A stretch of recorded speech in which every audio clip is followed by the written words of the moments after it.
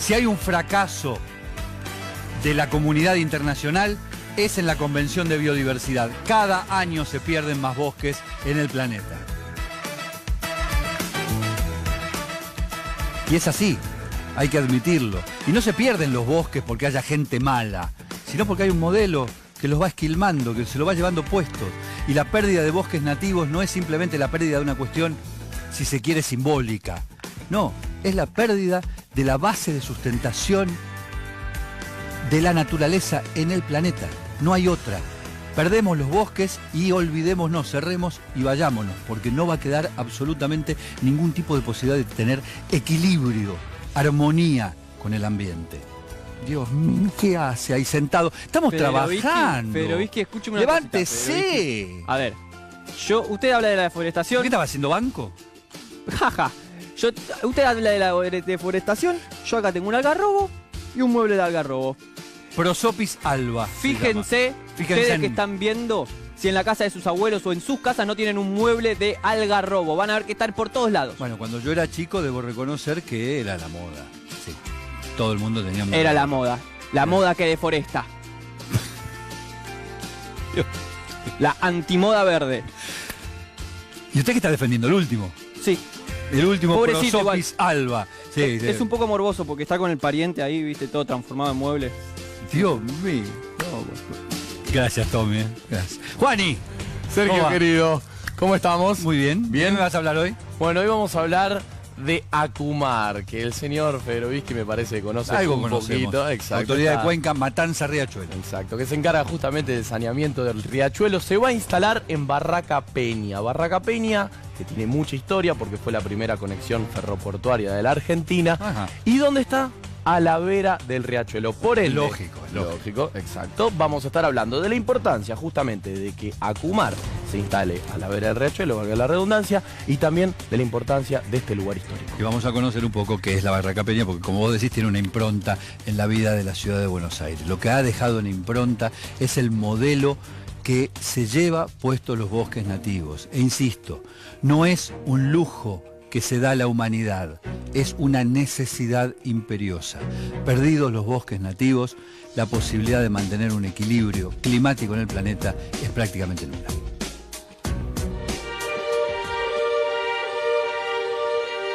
Las cifras del último informe del Global Forest Watch sobre deforestación acaba de encender varias alarmas en el mundo. El documento señala que el planeta ha perdido 15.800.000 hectáreas de bosque tropical durante 2017, lo que lo convierte en el segundo año con los peores datos registrados en la pérdida de superficie forestal desde 2001. Para poder dimensionar esto, imaginemos perder en un año todos los árboles de una superficie equivalente a las provincias de Entre Ríos y de Corrientes juntas, o como perder 40 canchas de fútbol por minuto durante 12 meses seguidos, y a veces en nombre de el progreso. Porque el año pasado, a pesar de la excusa de que la Amazonia sufrió una fuerte sequía, pudo comprobarse que casi todos los incendios en la región fueron perpetrados por personas o empresas que quieren liberar la tierra para destinarla a la ganadería o la agricultura. Quizás contemplar esto desde la ciudad pueda crearnos la fantasía de que no nos afecta tanto. Por eso, en Ambiente y Medio, cada vez que hablamos de deforestación, nos preguntamos, ¿para qué sirve un bosque? Y las respuestas son varias. Los bosques sirven para dar sombra, para liberar oxígeno mediante la fotosíntesis, para retener agua, para impedir que las lluvias erosionen nuestro suelo, para capturar dióxido de carbono y para combatir el cambio climático. Lo volvemos a decir una vez más. Los bosques son irreemplazables. ¿Hasta cuándo hay que seguir recordándoselo a los estados y organismos que tienen la función de protegerlos? El dato que dispara el informe que ustedes acaban de ver es un dato estremecedor desde varios ángulos. El primero, por supuesto, desde el número. Se perdió en el año pasado, en el año 2017, en el mundo una superficie de bosques equivalente, por ejemplo, a Andalucía entero, dicen los españoles, y nosotros podemos equipararlo con Corrientes y Entre Ríos. Es un dato tremendo desde el punto de vista de cómo funciona el sistema de Naciones Unidas en relación a esto, porque los 2 años de mayor deforestación mundial fueron 2001 y 2017. Ambos posteriores a la firma en 1992 de la Convención de Biodiversidad, que se supone que, entre otras cosas, tiene como objetivo defender los bosques nativos sobre el planeta. Esto es un fracaso en toda la línea de la diplomacia internacional. ¿Qué están defendiendo si aquello que es el motivo de su defensa está en permanente degradación y batiendo récords de destrucción año tras año? Pero también es un dato tremendo desde el punto de vista del funcionamiento del planeta. Cuando hablamos de cambio climático hablamos de bosques, aunque no lo estemos vinculando en la oración que proferimos, porque estamos hablando precisamente de la posibilidad de seguir capturando dióxido de carbono que de otra manera se acumula en la atmósfera. Con menos bosques nativos, no con bosques implantados, sino con bosques nativos, se puede evitar eso. Con menos bosques nativos es absolutamente imposible. La Argentina integra el lote de los países con mayor deforestación. No somos ni siquiera un ejemplo, sino casi todo lo contrario. La oveja descarriada. Estamos entre los 10 países con mayor tasa de deforestación en los últimos 10 años. Solamente la Argentina ha perdido entre 1998 y 2015 4 millones de hectáreas de bosques, sobre un total que no alcanza las 30 millones de hectáreas. Estamos hablando de que en menos de una década, un poco más de una década, se ha perdido más del 10% de bosques y la tendencia es creciente, cada vez peor. ¿Quieren ver un mapa de los bosques a nivel internacional en el planeta? Observen la cobertura de bosques en el mundo a lo largo del tiempo, a lo largo de los últimos años siquiera. Llegamos al 2017 y todo lo que vean con puntitos rojos es lo que se perdió de bosques nativos. Lo que está en blanco, hay que aclararlo, es zona que no tenía bosques nativos, porque son desiertos, porque son alta montaña o por lo que fuese. Partimos de comienzos de este siglo, 2001, y llegamos al 2017. Observen para tener una idea de la dimensión de lo que se pierde diariamente de bosques nativos. Esto es un fracaso en toda la línea de la humanidad, de la política pública de los países que se reúnen en Naciones Unidas. Andre, tremendo. Qué buena noticia me vas a traer. Tremendo ese mapa, Sergio. ¿A dónde vamos? Fuerte, me pregunto. Es fuerte tomar dimensión, sí, a veces realmente. De esas cosas, y tomar dimensión desde el punto de vista del volumen que significan. Porque cuando uno habla, bueno, se pierde un bosque, parece que fuera una entelequia, no, es algo concreto. Verlo gráfico es otra cosa. Bueno, yo te vengo a hablar de la palmera Yatay, que verás que hoy tenemos muchos árboles, sí, pero después los voy a mostrar uno por uno, ahí tenemos un montón de arbolitos, pero no tenemos Yatay. ¿Por qué? Tenemos Yatay porque hemos recorrido muchísimos viveros de Buenos Aires y no conseguimos la palmera, así que bueno, tenemos imágenes para contarte. Aclaremos que la palmera Yatay es una de las 2 palmeras autóctonas de esta zona.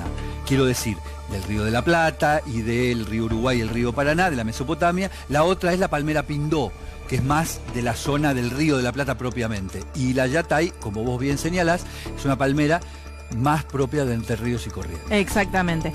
Antiguamente ocupaba parte de Brasil, de Uruguay, de Paraguay y, como vos lo decías, toda la Mesopotamia argentina.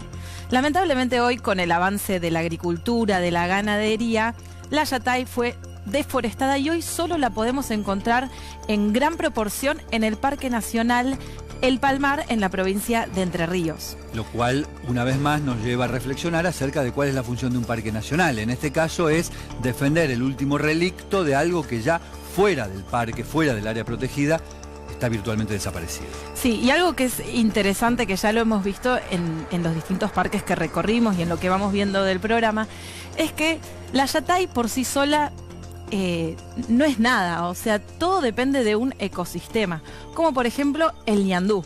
Ajá. Vos me dirás qué tiene que ver. El ñandú es el principal dispersor de las semillas de estas palmeras, es decir, lo defeca y entera, entonces se va dispersando a lo largo del digamos, del predio. Es genial lo que estás diciendo, porque demuestra que una especie en sí misma tiene un valor relativo. El valor de esa especie es cuando está en un sistema, en un ecosistema y funciona vinculada con otras. Entonces la yatay puede reproducirse y puede crecer en distintos lugares y colonizar otros ambientes, porque el ñandú se come y con lo que come va la semilla de yatay y luego la dispersa, y eso es precisamente la naturaleza. Y así es como tenemos que entender al ecosistema, no como unidades separadas, sino como un conjunto. Vamos a verlo.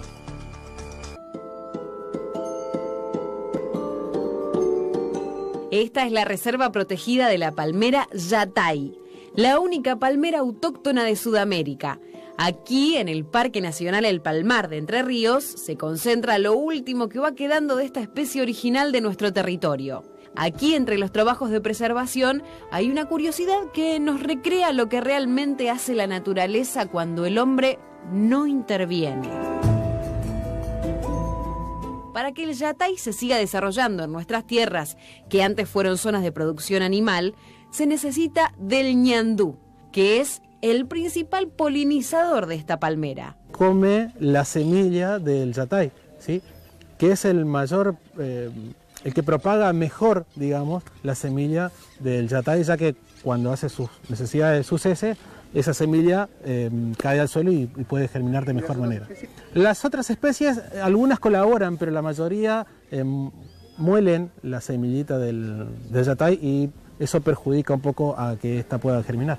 Aquí el área de protección de incendios del parque trabaja en quemas controladas para que los pastizales no crezcan tanto.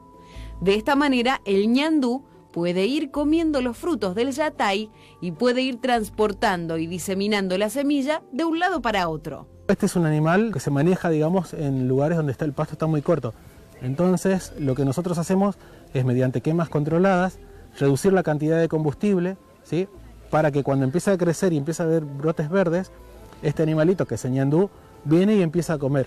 En los últimos años, este parque ha podido generar un importante crecimiento en las especies de palmera autóctona.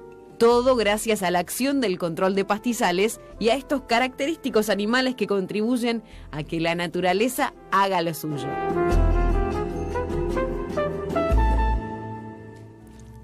La desaparición de los bosques nativos, insisto, no tiene que ver con la maldad, tiene que ver con la lógica del sistema, la lógica económica y comercial muchas veces del sistema, y esta idea un tanto tonta que tuvo la humanidad durante mucho tiempo de que lo natural es improductivo o, lo que es peor aún, es desprolijo. Entonces la manera de emprolijarlo y hacerlo productivo es, por ejemplo, tomando especies que de manera silvestre eran muy productivas, como la yerba mate, y metiéndolas en un determinado lugar para producir y punto, a costa de los ecosistemas originales, no conviviendo con los ecosistemas originales. Lo mismo pasó con los nogales, con los olivos, con las vides, una cantidad de productos que, en lugar de pretender que conviviesen con el ecosistema o el entorno original, lo que hicieron fue degradarlo a puntos de no recuperación. Y esto es lo que está ocurriendo hoy. Por eso pusimos acá, y le agradecemos a la Agencia de Protección Ambiental, al vivero de la Ciudad de Buenos Aires, por habernos facilitado estas especies que son demostración de los bosques nativos que están desapareciendo, y la demostración, como nos señalaba Tommy recién, en forma de banco. El algarrobo blanco, el prosopisalva, que es una especie maderable, muy valiosa, que prácticamente ha sido raleada. El ceibo, el cedro, otra especie maderable. Bueno, acá tenemos otro algarrobo. Acá tenemos uno de la familia de los petiribí, que también tiene muchísima potencialidad como productor de madera. Y todos estos, en vez de apoyar un uso sustentable, están siendo devastados. Desaparecen, se ponen de moda el algarrobo y nos vamos y nos llevamos puestos todos los algarrobos, y así sucesivamente. Falta alguna lógica en el sistema, que no significa volver a las cavernas y no producir nada, significa hacerlo con criterio de sustentabilidad. ¿Y cuál es la sustentabilidad? La que permite que dentro de 10 años, dentro de 20, dentro de 50, siga habiendo materia prima. Ah, no, me equivoqué de programa. Me equivoqué de programa. Federowski me distrajo, estaba haciendo malabares. ¿Qué es esto? ¿Qué hace? El circo no es acá. ¿Dónde? Bueno, Federovich, Diga. yo estaba con las naranjitas. Sí, veo. ¿Sabe por qué? ¿Estos son naranjas también? Sí, y este es mi Estos son arbolito limones. de naranjas también. ¿Sabe que, Mi planta de naranja lima. ¿sabe que la naranja, La naranja se pasea. fue una especie introducida por los españoles? Muy bien. Y que era usada como ornamentación en las calles. Claro, la naranja amarga, que se ve, Exactamente. por ejemplo, cuando uno camina por Sevilla. Ah, mire, ¿Vio? yo no conozco El que Sevilla. se fue a Sevilla, perdió la naranja. Muy buena, ¿eh? No, buena. si vos podés hacer malabares, yo no puedo hacer chistes. Malos. Lo que le quería decir es que los productores agarraron la naranja, se la llevaron de las calles, Fueron la naranja. la pusieron en la quinta e hicieron jugo. En la Quinta del Ñato. ¿De quién? ¿Hicieron jugo de naranja? Bueno, Qué la lindo. transformaron. Esa Dejó- es la historia de la naranja según Tommy. Impresionante. Tommy. Yo sabía que le iba a gustar. Ya venimos, vamos a seguir aprendiendo con más Ambiente y Medio. Ecoaula, el segmento educativo de la Fundación Ambiente y Medio. La economía circular es una estrategia de producción que apunta a imitar a la naturaleza, en el sentido de que en el mundo natural, a diferencia del mundo social, no hay residuos. No hay, como dicen las leyes de la ecología, un afuera al que echar el desperdicio. Consiste entonces en reemplazar el actual modelo lineal de tomar, usar y desechar por uno en el que los residuos sean reincorporados al sistema en forma de materia prima. Una interpretación práctica extendida de la idea de la economía circular se da a partir del eslogan de las 3 R: reducir, la cantidad de materiales que se usan, reciclar, incorporarlos a la producción como nuevas materias primas y reutilizar. Hasta el momento, sin embargo, la economía circular es principalmente un deseo. En la sociedad actual, el 70% de lo que compramos y consumimos se transforma en basura casi al mismo tiempo de haberlo adquirido. En los hechos, un ciudadano de un país desarrollado del siglo XXI produce en promedio casi 2 kilos de basura diaria, bastante más del doble que hace 50 años, lo que hace a la economía circular una necesidad mucho más que urgente.